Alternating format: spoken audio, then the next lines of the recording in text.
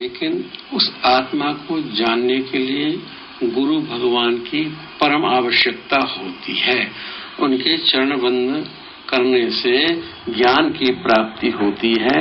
इसलिए उनके चरण बंधन में जो पाद कमल हैं उनकी इसमें पूजा की गई है कि हमारे गुरु के चरणों को हम बार बार प्रणाम करते हैं। उनकी पादुका को कि उसके प्रणाम करने का अभिप्राय क्या है। संसार में जो मंत्र शक्तियां हैं, जो अहंकार ह्रींकार जो शब्द हैं, ये भगवती के बीज मंत्र हैं। इन बीजों का अर्थ जानने के लिए ही गुरु भगवान एक हमारे लिए साक्षात गुरु मूर्ति है। हम अहंकार ह्रींकार श्रींकार ओंकार इन सब का रहस्य बिना गुरु की कृपा के प्राप्त नहीं कर सकते। इसी प्रकार गुरु भगवान अपने शिष्यों के लिए कल्याण करने के लिए हौत्राग्नि जो कर्म कांड संबंधी अग्निहोत्र इत्यादि है, पूजा है, होमादि स्वाहाकार है, ये सब गुरु की कृपा से ही भाषित होते हैं। बिना गुरु की कृपा से हम स्वाहाकार स्वधाकार परब्रह्म परमात्मा के दिए हुए जो शास्त्रों के निचोड़ हैं, हम बिना गुरु कृपा के हम उसका ब्रह्म का तत्वबोध प्राप्त नहीं कर सकते। जब तत्वबोध गुरु की कृपा से हमको हो जाएगा, तब कामादि जो सर्प हैं, सर्प का काम काटने का है, ऐसे ही काम क्रोध लोभ मोह मद मात्सर ये मनुष्य को परेशान करते हैं।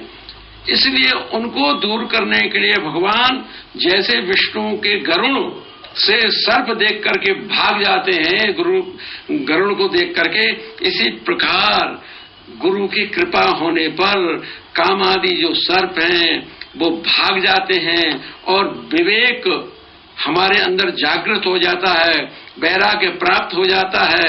ऐसे गुरु भगवान हमारे लिए साक्षात खजाना है, निधि प्रदान है। बोध प्रदाभ्याम तात्कालिक बोध तो होता है, लेकिन गुरु की कृपा से तत्काल हमको मोक्ष की प्राप्ति होती है। और इतना बड़ा संसार है, बिना गुरु के हम इस संसार सागर को पार करने में असमर्थ हैं। ये अनंत जो संसार समुद्र है, गुरु भगवान और गुरु भगवान के चरण एक तरह से हमारे लिए नौका रूपी है। हमारी भक्ति के कारण हमारे जाड्याद को जो जड़ता है हमारे अंदर, उसको सुखा करके भगवान अपने चरण कमलों के द्वारा प्रकाश करते हुए जीव का कल्याण करते हैं। इसलिए गुरु प्रार्थना हम लोग करते हैं।